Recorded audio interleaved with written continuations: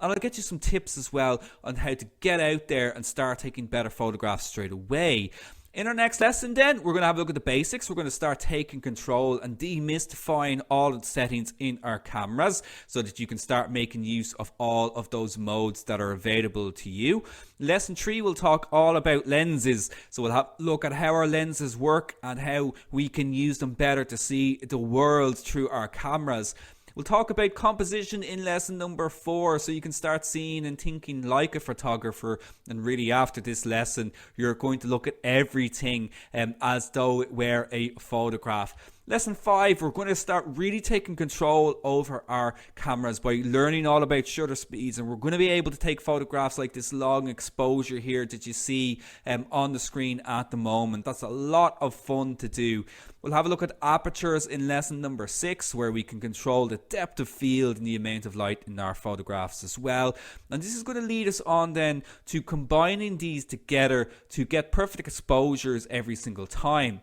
And then finally, we finish this module off by taking complete control, and perhaps this is the main reason that you're taking this course. We go to fully manual mode, so we switch the dial to the M mode and we take control over every aspect of our cameras. The camera no longer makes decisions for us. We make all of the decisions, and this will mean that it frees you up creatively to take the photographs that you've always wanted to take. So I hope you're all really excited about that. Now let me ask you a question. What is photography? Okay, so it's a pretty broad question. It's a pretty vague question. Type into Morpheus there and let me know what you think photography is. You know, is photography a science? Is photography an art? Is it a combination of both of them? It's almost a philosophical question. For a lot of people, photography is a way of understanding the world around them. And really, there's just no right or wrong answer to what is photography. But certainly we can break it down and we can understand aspects and parts of it to build ourselves a much better understanding of photography. And I suppose a better question is, what does photography mean to you? Now, on a fundamental level, photographs are simply time combined with light that are recorded onto a medium, whether it's our camera's imaging sensors or our film. So it's just these basic principles that come together: light, time, and the medium that the photograph is recorded onto. You may have come across this before. In fact, I can guarantee that you've come across this before. The exposure triangle of photography. It's one of the most basic fundamental ideas surrounding photography. Now, I often think that it can be sometimes overly complicated. Like this one here, we can see we've got our aperture, our shutter, we've got our ISO. We have all these different numbers, all these different settings: lighter, darker, blur, shallow, and so on. And we need to break it down and make it a lot easier to understand. And as I mentioned, it's light, it's time, so our aperture, our shutter speed, and our sensitivity. So ISO refers to our sensitivity, refers to our medium. These three combine to create our exposure, our final photograph. And it's about getting the balance right between each of these three elements: light, time, and sensitivity. That will give us a perfect photograph every single time. And this is what we are going to slowly build up throughout this course. But before we do that, we need to get familiar with our cameras. So let's explore all of the different types of cameras that are out there at the moment, or at least a broad overview of the different types of cameras that are available to us, beginning with, as I mentioned, the most popular way to capture photographs in the modern era are smartphones. The smartphones are great because they're small and portable. Nearly everybody has a phone or a smartphone that's capable of taking a photograph. They're fast, they're easy to use. We have this great ability to be able to share our photographs straight away, which is fantastic because in the past, you know, you took a roll of film, you either developed that roll of film yourself or you had to go to the shop to get it sent away. It could take a little bit of time. Well, now our processing came in that That was a revolution. It meant people could get their photographs while they were getting their shopping done. But now we can instantly share our photographs to potentially millions of people at once. That is fantastic. We've got lots of apps available to us for editing our photographs, for enhancing our photographs, for correcting issues we may have had at the time of exposure, or simply to allow us to become creative and to make our photographs look unique. They are limited though. We have a limited lens, we have a limited image sensor size as well. This is the size of the sensor that records our photographs. They can also be really expensive. You know, the latest iPhone, the latest Samsung, they can cost a huge amount of money, but they are, as I mentioned, the most popular type of camera currently in the world. Moving on from our smartphones then, we have our compact cameras, and these were the standard for a very, very long time in photography. These were the way that the majority of us perhaps caught our photographs or had photographs taken of us by our parents when we were growing up. These are small and portable cameras, hence the compact. They're fast, they're easy to use. Many of them have zoom lenses to offer options, so we can zoom in and out, if we need to get closer to something that's far away from us. So we have the ability to actually zoom in on a subject if needed. They still have small imaging sensors compared to some of the later cameras we're going to have a look at. So the quality may not be as good as our DSLRs, as our mirrorless cameras. But there's lots of different modes there available to us so that we can try out creative modes. We've got macro modes. We have a variety of shooting modes as well to help us fulfill our creative vision. They can actually be expensive in their own right, and particularly with the dominance now of smartphones, they are becoming a little bit redundant. So manufacturers tend to go towards higher end compact cameras that will be very high in quality, but will also be very expensive. But our kind of lower price bracket has almost disappeared now because of the popularity of smartphones. Then we have our bridge cameras. So bridge cameras are also sometimes known as hybrid cameras as well. And the clue is kind of in the name with these cameras. They're a mixture of the options that we'd find in our compact cameras, but also gives us lots of the features that we'd find in our higher end cameras like our DSLRs. So they're much larger size, as you can see even just from the photograph. These are really convenient for travel because they generally have very powerful zoom ranges. So we cannot change the lenses on these cameras, but they usually give us a huge range, a huge focal length, which allows us to have very wide shots or to zoom in very, very close on a subject. So they're great for budding photographers. So if you don't want to make that jump up into a DSLR or a more complex camera just yet, these are a really great option to explore. They offer more control over compacts and phones. They still won't offer as much control as our mirrorless or our DSLR ranges though. And as I said, they do have enormous zoom ranges, but the lens cannot be changed. So very often students ask me, can I change the lens on my bridge camera? It's not possible to do that. Everything is kind of built into that one lens. And they do have a limited quality compared to DSLRs. So the quality, at the end of the day, the image quality just isn't as good as you would get out of a mirrorless or a DSLR camera. Speaking of mirrorless cameras, so mirrorless cameras have absolutely exploded over really their kind of present history, very recent history. These are the forefront of camera technology, and in particular Sony are really just leading the charge when it comes to kind of the technology surrounding mirrorless cameras. That's not to say that other camera companies like Fuji, like Panasonic, like Olympus don't have their own innovations as well. It's really, really exciting time for photography with mirrorless cameras. They're smaller and lighter than our DSLRs. And this is really what makes them more appealing than DSLRs. The lenses can be changed on these cameras. They don't quite have the same range of lenses that our DSLRs have, just because they're simply newer than DSLRs, so the range isn't quite there yet. They have large sensor sizes, so we have a variety of imaging sensor sizes available to us. There is 35mm sensors, full frame 35mm sensors. Don't worry if you don't understand what that means. We will be speaking about that as we continue on. As I mentioned, lens range is currently limited compared to DSLRs. They are expensive. Don't expect to spend less on a mirrorless camera compared to a DSLR. In fact, in most cases, you're going to be paying as much or even more compared to a DSLR.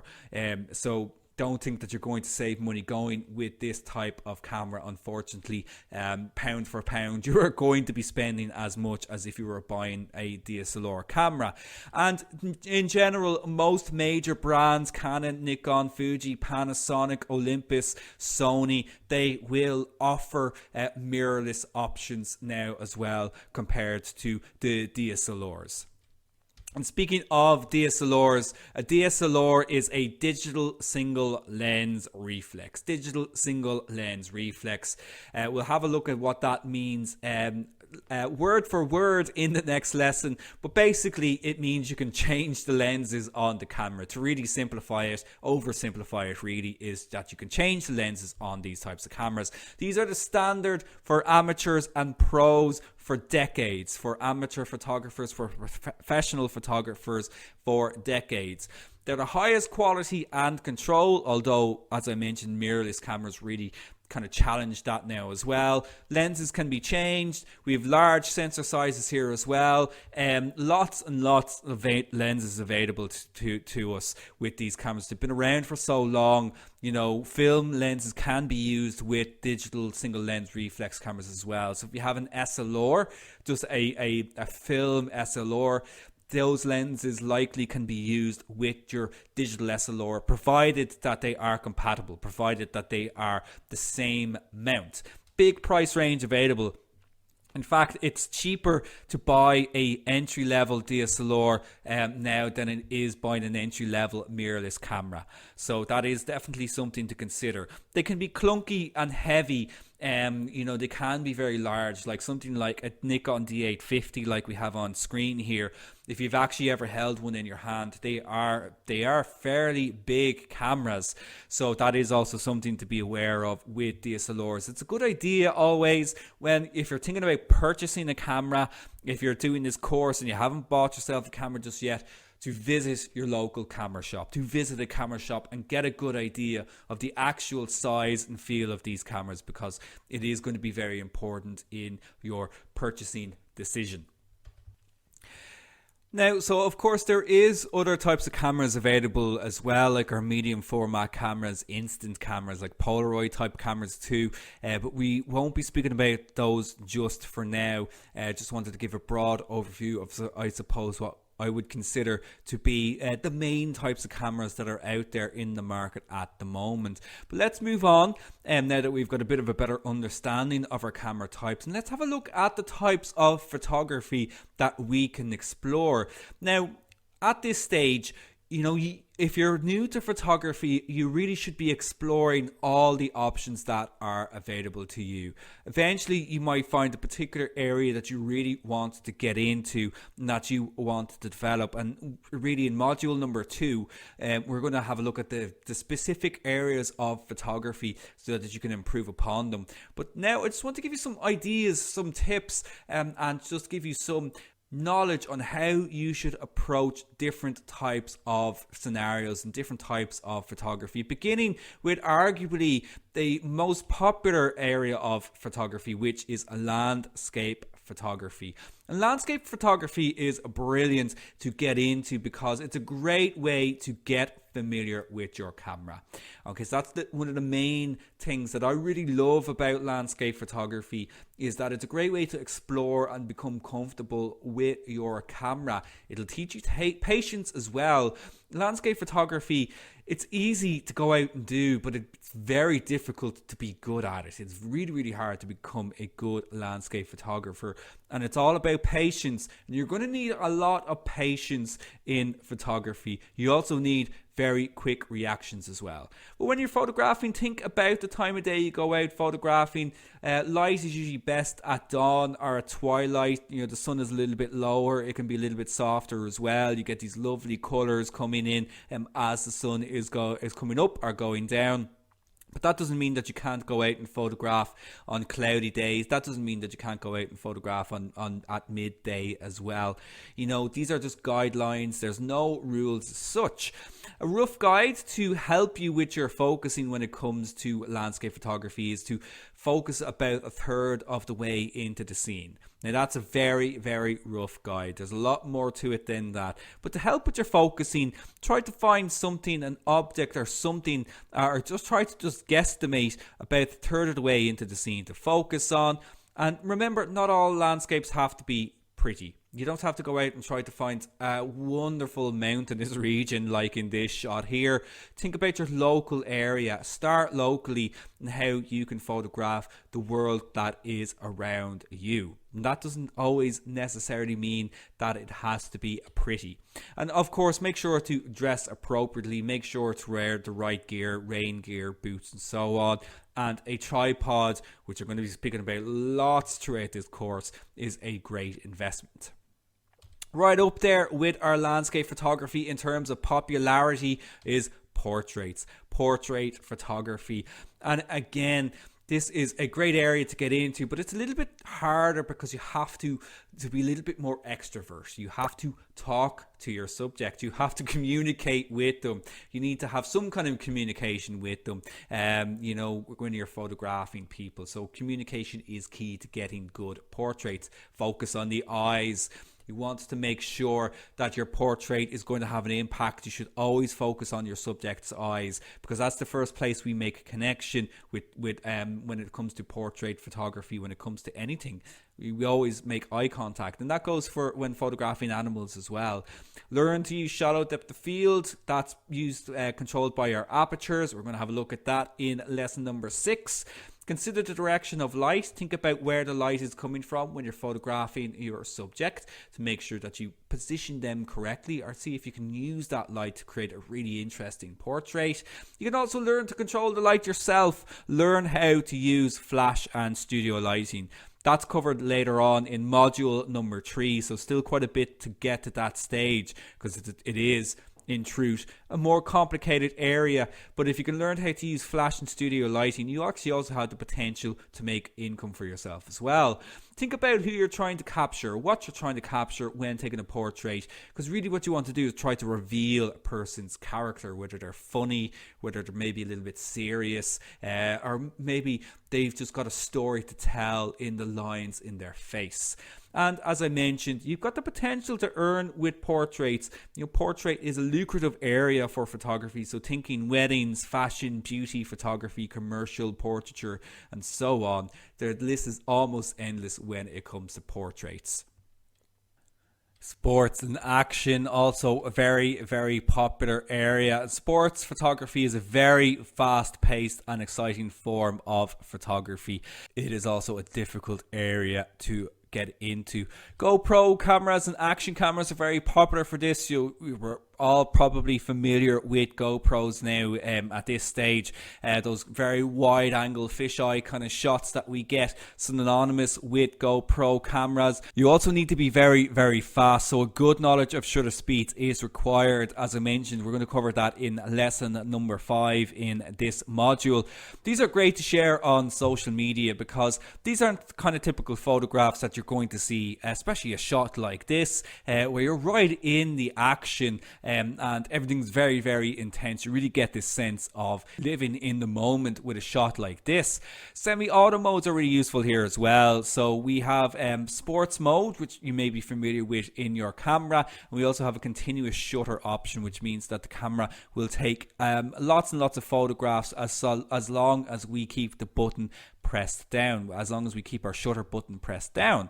Telephoto lenses are a great advantage here, so lenses that get us closer to the action. We'll talk about them in lesson 3. And start locally. Visit sporting events in your own area. Now, I speak from experience here. I picked up my camera, as I mentioned, when I was 15. And nearly straight away, I was asked to start photographing local football team here in Dublin. Actually started photographing their supporters, and that was an incredible learning experience for me. So definitely check local sporting events in your area, and always check as well with the person who's in charge if photographing is allowed. Don't just show up at some random event where perhaps there's lots of children or teenagers who are participating. You definitely need to check with the person who's in charge if photographing at sports events is allowed as well. An area that's not a million miles away from sports photography in terms of the approach is wildlife. And wildlife photography is a passion of mine, although I have yet to take something as stunning as this photograph here. Now, wildlife, you don't have to travel far to capture great wildlife photography. Think about the wildlife that's on your local doorstep, but you will need patience.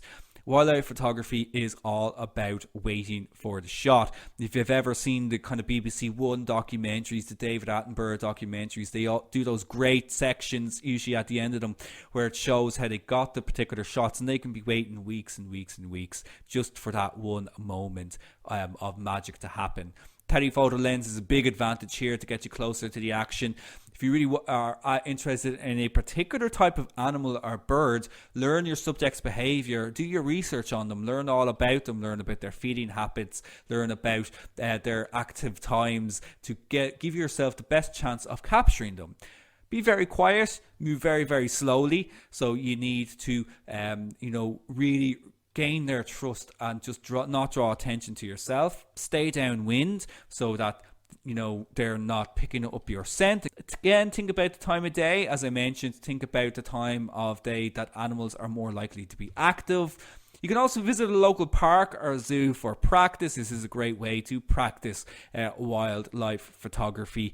Just remember, if you are out in nature photographing in parks or the forest or anything like that, to clean up after yourself, make sure you leave everything the way that you found it before you got there. Now, we will also be looking at wildlife photography, an entire lesson all about wildlife photography in Module 2 as well. Obviously, there's a lot more to it considering our, current climate, everything that's kind of happening in the natural world at the moment. So do think about this when you are photographing wildlife, when you are photographing nature as well, how you might use your photography to also highlight current issues that are happening in the natural world. But that's a discussion for another time. Moving away from that, food photography. This is making me hungry. But food photography is also super popular, and this is really popular now, more so than ever, because it's in a way a lot easier to photograph food. Now, when I say easier, I mean we can share our photographs of food a lot easier than we were able to in the past, mainly because of Instagram. But it is actually a tricky area to make food look appealing. Like a photograph like this takes a lot of work and a lot of trickery as well to make it that you want to eat it. So with food photography, well, the aim is to sell the product. It is to sell the food. Okay, so always have this in mind. You want to make it so that you actually want to eat it, or that you actually want to buy whatever it is you're photographing. Be patient. Your subject is not going anywhere here, so you can take your time here really to make sure that you get the right shot. Think about the viewer. Think about what you're trying to convey in the photograph. Like with this, you want the viewer to salivate, you want the viewer to want to go out there and maybe buy these ingredients and make something like this themselves. Certainly it is making me hungry. Go macro, get in close. So get in really, really close here when photographing food and product photography. Mix it up with angles as well. You don't always have to just photograph from above like this with something like food. Although that said, it is very, very effective, and smartphones really have a great advantage here. They're great for this type of photography because it is so easy to move them around and to change angles. And as I said, to share the photograph on Instagram or online pretty much instantly. And play around with lots of different props, play around with lots of different backgrounds as well to make your food look more appealing, to give it more rustic type of feel. Perhaps you're going with a different type of feel. Think about how you use extra ingredients, backgrounds and everything just to make the photograph look more professional. Now, an area that admittedly I don't have a huge amount of experience in, perhaps because I just shy away from it a little bit, is newborn photography. This is such a cute photograph. Newborn photography is a great way to make money as a photographer early on. So if you are thinking about getting into photography as a career for yourself, this is definitely an area to explore. But be warned, it is tricky. So when photographing newborns, first thing you need to do is understanding of lighting is going to be very, very important. You're going to need to have some understanding of artificial lighting. Communication is key here as well. Now, when I say communication, you're going to be communicating with the parents. And if you're photographing perhaps children that are just that little bit older, you want to try and connect with them as well to make everything nice and fun and playful. So shoots should be fun, friendly and playful. You do need to be very, very friendly to do this type of photography. You have to have a good relationship with the parents as well. They want somebody that is going to be approachable and somebody that they can talk to as well about the types of photographs they want. Avoid harsh lights with babies. You should avoid using flashes. So you want to try constant or continuous lights instead. So basically these are lights that are always on. So rather than using flash in this type of situation or strobe lights, that can really, well, first of all, they can actually damage a baby's eyes. So you want to use continuous lights instead. Also, travel to clients' homes. A great way to put them at ease is to photograph in their own space. So, you can get these continuous studio lights that are very easy to pack up. You throw them in the back of your car. You can actually go on location. And this makes parents, especially new parents, a lot more comfortable if they feel that they're in their own space, to get these photographs taken. And take time and be patient. You're dealing with a subject that you can't talk to, that you can't communicate in, and frustration will show in your photographs if you're not getting the shot. Just take your time, take a step back, and perhaps just try a different approach. And sometimes, the best photographs are the ones that we don't plan. And setting up a studio now is very, very affordable nowadays. So this is definitely something you do have to do a little bit of investment in, but the investment can yield very high returns. Now, just a couple of more areas to have a look at, and just remember as well, all of these areas that I'm speaking about, these are just general tips to give you to get you interested in perhaps types of photography you haven't thought about before.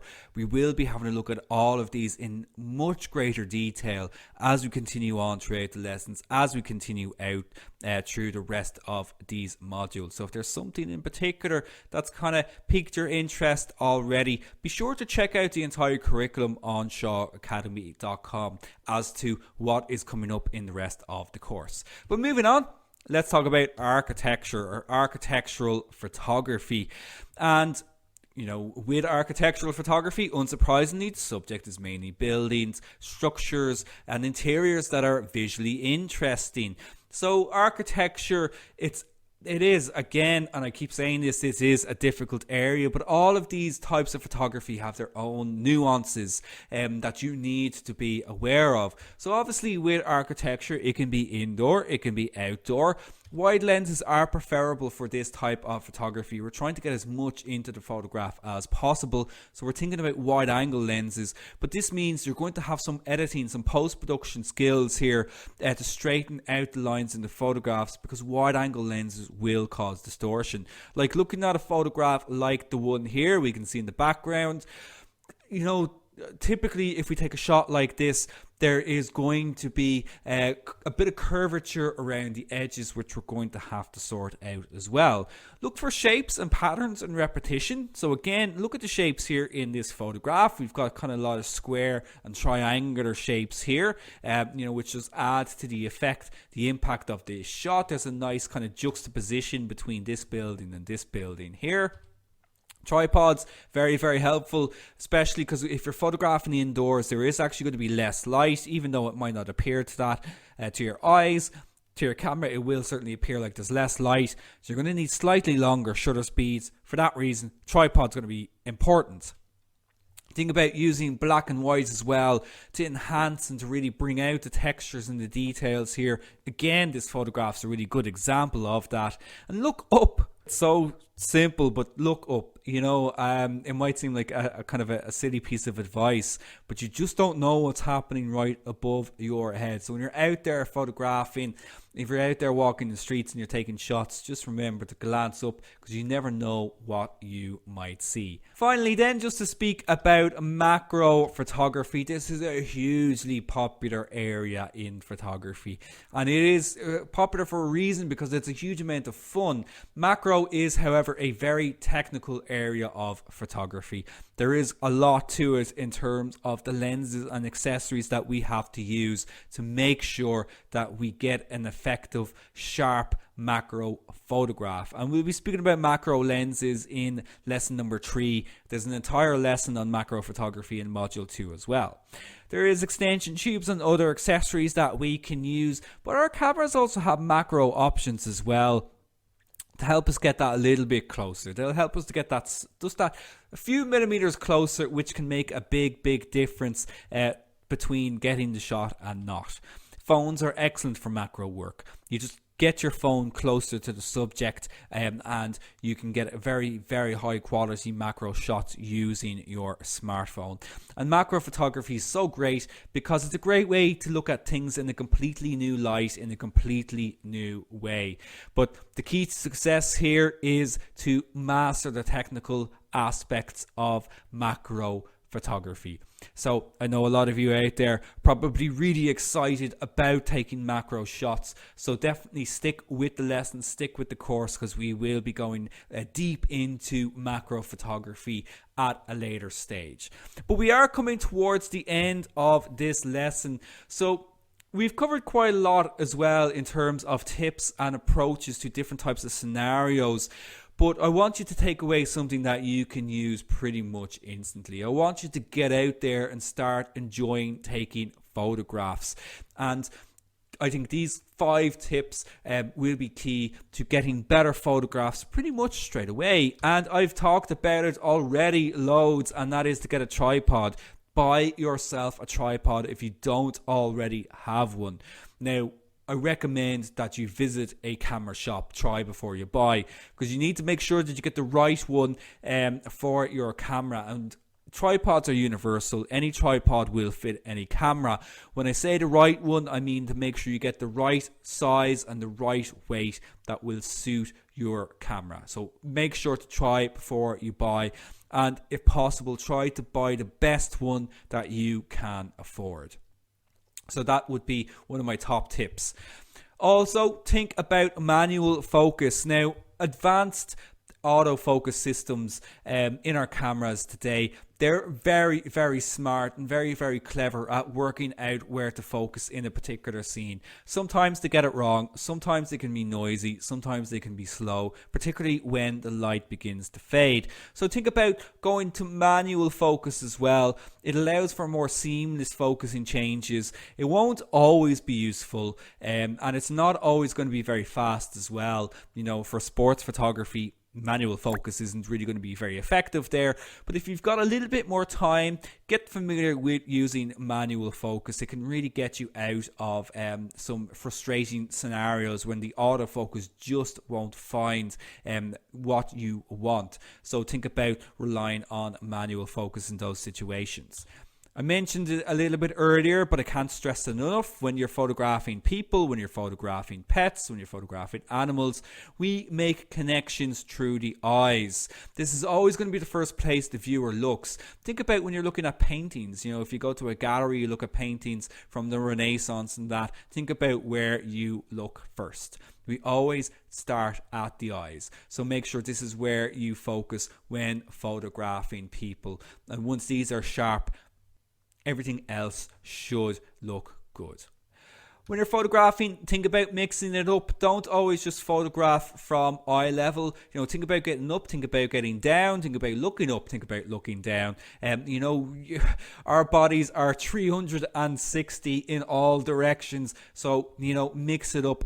And, you know, explore the world. This is what it's all about. You know, photographing is about seeing things in a completely new way and showing pictures to people that may not have thought about looking at something that's perhaps every day, and showing it them in a completely new light. Like this photograph here, you know, taken by simply lying down, you know, in a bunch of tulips. Now, of course, when you're photographing something like this as well, again, don't just drop down into a field of tulips. Always be sure, you know, that these aren't protected fields or anything like that. But just think about the world around you, and don't just always photograph from eye level, because that very much becomes repetitive very, very quickly. So get high, get low, look up, look down, and just explore your subjects.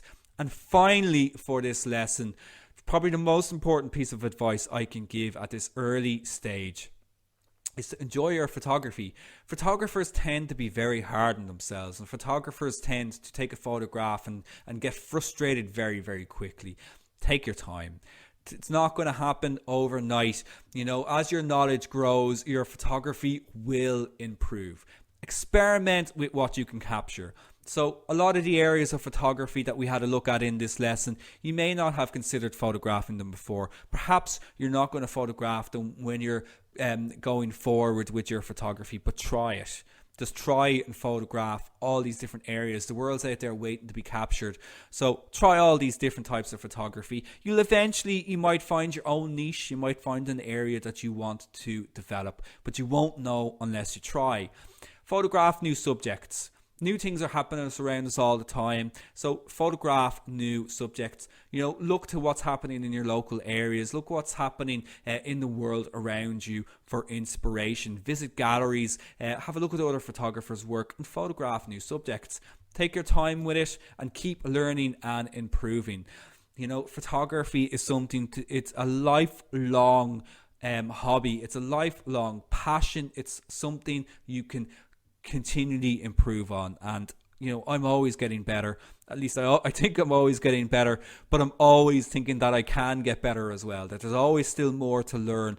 And photography is this constantly changing thing. The technology changes a lot, and you know, there's always something new to photograph. So just keep learning and keep improving. And share your photographs. Photographers are terrible for not showing anybody their work, but it is important to share your photographs. It's the only way you're going to develop. It's the only way that you're going to get feedback, and feedback isn't always necessarily going to be positive, and in fact it's that kind of constructive feedback which is more valuable to photographers, because you'll know where to improve for the next time. And explore new ideas and interact with other photographers. Open your minds. Photographers should have very open minds when it comes to photographing. You never know what's going to end up in front of your lens. Eventually build yourself a portfolio. If you're in this to build a portfolio, you're on the right track, because that's exactly what we're going to do. Throughout this entire course, throughout these 32 lessons, you are going to have an extensive portfolio by the end of it all. And as I said at the start, don't be too hard on yourself. Photography is fun, so have fun with it. And it's when you enjoy your photography, and it's when you're confident in your photography, that you're going to take the best photographs. So With that, we are at the end of the lesson. I do hope that you enjoyed it. I certainly enjoyed bringing it to you. Let's have a quick look though at what we're going to have a look at in our next lesson, in lesson number 2. So we're going to dig into how to actually use our cameras. So if you were hoping to learn more about how your camera actually works, we're going to have a look at that in the next lesson. So stick around. We're going to have a look at how your camera works. We'll talk about all the different modes and functions and features available in our cameras, what they all do, when you should use them, and we'll have a look at choosing the correct mode. So we've so many different options available to us on our cameras. When should we use what mode in what situation? And that's what we're going to talk about in the next lesson. Now, I also have a bit of a challenge for you just for fun, and I'm going to be giving you a challenge at the end of every single lesson. But again, these are just for fun. I would like you to post a photograph of your favorite photography style. Now, I know there was a lot that we didn't get a chance to cover in this lesson. You know, we didn't talk about street photography. We didn't talk about photojournalism. We didn't talk about fashion photography, really. But these are all areas we will be discussing in the future. But post a photograph of your favorite photography style. Share it with us on Facebook, facebook.com/Shaw Academy. You can select photographs on the left hand side, and you can also see